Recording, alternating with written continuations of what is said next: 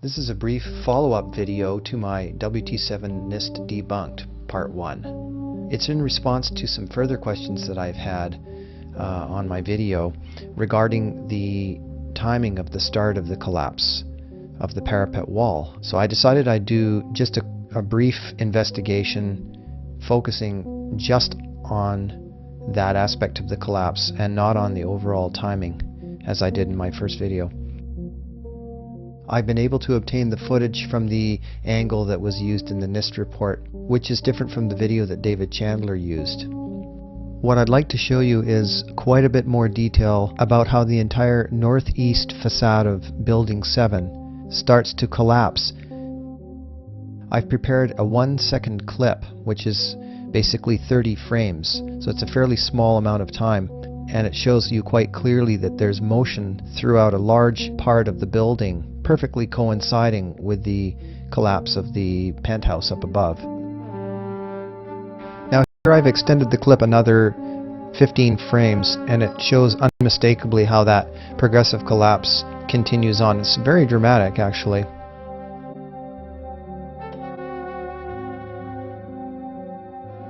With my previous video and also David Chandler's analysis, you notice we used a different piece of film from CBS, and it was taken from a greater distance. It really doesn't resolve the detail of the collapse as well. This should prove conclusively to anyone who doubts the veracity of the timing. This should put that to bed for once and for all. It doesn't really matter whether you're a controlled demolition conspiracy theorist or just an interested observer. You need to get these basic facts straight, and in my opinion, there's been so much absolute nonsense and disinformation out there. I have to tell you, it's rather disconcerting to hear the pronouncements of even some of the leaders of the so-called 9/11 truth movement continue to repeat things that are demonstrably false.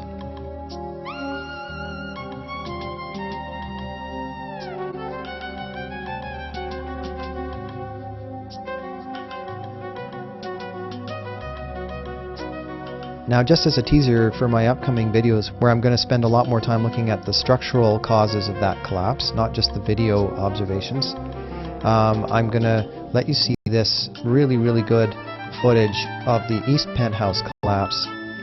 And what I noticed when I started watching this a few times from this angle is immediately you notice how there's no windows broken really at this point. Can't see any. There's certainly no squibs popping out and big clouds of thermite popping out of the windows and things like that. There's nothing to observe. Now watch that east penthouse start to collapse, and look at what happens directly underneath it. You start to see windows breaking many floors down. You can see that windows have broken many floors down, and this is conclusive proof that you have a structural collapse going right down to the structural trusses, which would be down almost 40 floors below the points that you can see here. Yeah, from the angle that we're looking at this building from, if you look at the east part of the facade there, you're only really looking at 10 to 12 floors visible. You've got many floors that you cannot see. But what I'm going to be able to show you is that there's direct video evidence that pretty much is a slam dunk that there was a major progressive structural collapse, and there is absolutely not one squib to be seen in those windows. And if anyone really thinks there's squibs there, they ought to have their eyes thoroughly examined, and maybe some other types of examinations of other organs as well. It just isn't there. And I'm sorry if it disappoints people, and they're going to have to go and chase another red herring somewhere else, but that's just the way it is.